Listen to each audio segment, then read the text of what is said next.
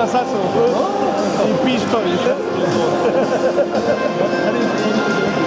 9:05 letimo. Kad oni moraju